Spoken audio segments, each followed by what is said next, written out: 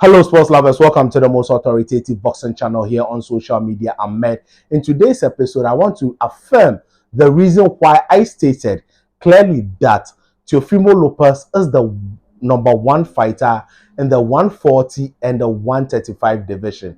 I've had others coming at me that Gervonta Tank Davis is number one, and others state that Devin the Dream Haney is number one. The reason why I have stated Teofimo to be the number one is that Teofimo Lopez defeated a world champion in the person of Richard Comey. In his next fight after Richard Comey, he unified the belt against Vasily Lomachenko, a prime Vasily Lomachenko.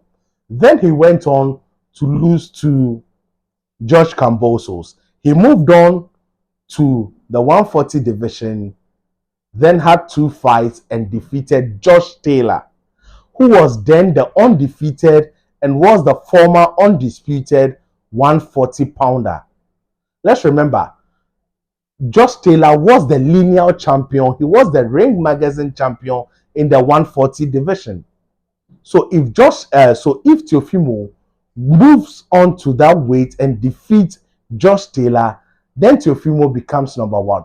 Why I did not pick Gervonta Tank Davis is that Gervonta Tank Davis has been fluctuating between 135 and 140 for the past 4-5 years, and he hasn't fought for or competed for a proper world champion.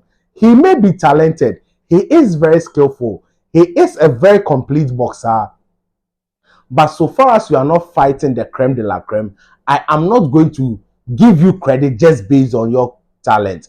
You have to show me how you would fare against the top guys in the division. And I don't think that Gervonta Tank Davis has shown that enough. Ryan Garcia fight was good, but Ryan Garcia is the weakest link among the so-called four kings. He was the weakest link and he was the more commercial viable person, and he together with Tank Davis made a massive fight. Financially, Gervonta Tank Davis is the number one in the division, but in terms of legacy, I think that Teofimo Lopez is the one chasing legacy. Now let's come to Devin the Dream Haney. Devin the Dream Haney, fantastic young man, very, very talented, very, very exciting, boxing IQ, excellent, and he has shown over the years that he is also chasing legacy and money, just like Teofimo Lopez. He traveled to Australia to beat George Kambosos twice, and he became the undisputed in Australia under very, very harsh circumstances, and things were not in his favor. After George Kambosos has defeated Teofimo, as at that time, George Kambosos has defeated Teofimo Lopez, if we remember, and there was a rematch clause in which it stated that the rematch should also happen in Australia. Devin the Dream Haney went to Australia and defeated George Kambosos again. Then that opportunity was meant for Vasily Lomachenko when Vasily Lomachenko turned it down because of the Russia-Ukraine mishappenings.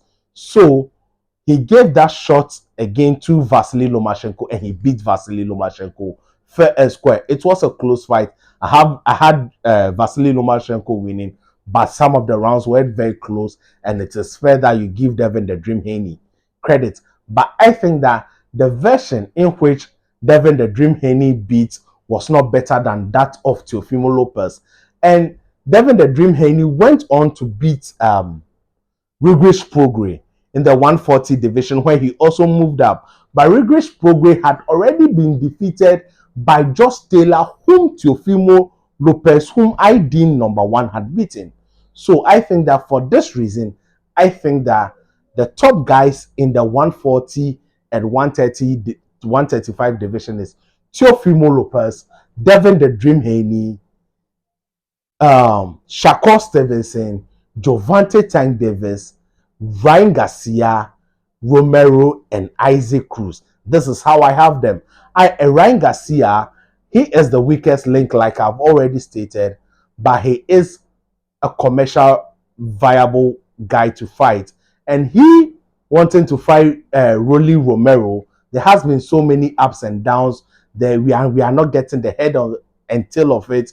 Rory Raleigh has announced or is close to announcing an Isaac Cruz fight, which would be a very very exciting fight, but we don't know how that will go. But if I'm managing Ryan Garcia, and since Ryan Garcia has not yet won a world title in his entire career, I would advise him to take the Rory Romero route, which is a much easier route and which favors him, a fight in which he can easily win.